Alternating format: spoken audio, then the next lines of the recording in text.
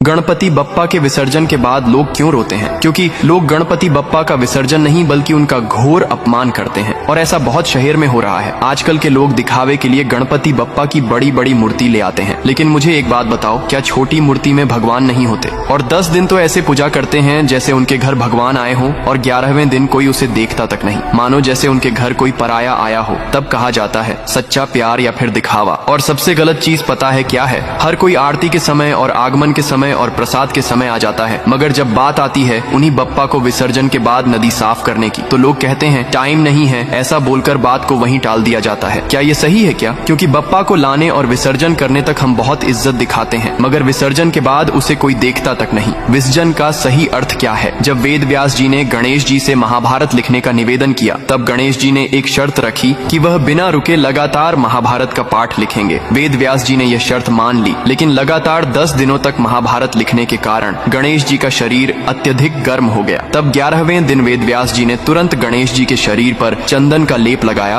और पास के सरोवर में उन्हें स्नान करवाया। स्नान के बाद गणेश जी को पुनः उनके स्थान पर विराजमान किया गया। इसी घटना को गणपति विसर्जन कहा गया। लेकिन आजकल के लोग इस परंपरा को सही रूप से समझते ही नहीं है। मुझे एक बात का जवाब दो कि जहाँ बप्पा की मूर्ति विसर्जन किया जाता है, वहाँ शुद्ध पानी है या फिर नहीं? क्या लोग उस पानी में नहाना पसंद करेंगे? विसर्जन के बाद सभी लोग घर जाकर नहाते हैं, लेकिन जहाँ विसर्जन किया वहाँ कोई नहीं नहाता। फिर भी बप्पा को वहीं पानी में छोड़ दिया जाता है। वह पानी जो पूरा काला होता है, वह पानी जहाँ पूरे शहर का प्लास्टिक आता है, वह पानी जिसमें पूरे शहर का टॉयलेट का पानी आता है, न जाने कितना कितना पानी गंदा होता है, फिर भी हम बप्पा को ऐसे ही छोड़ देते हैं। हम कितने मूर्ख हैं। और इससे भी गलत चीज क्या है पता है?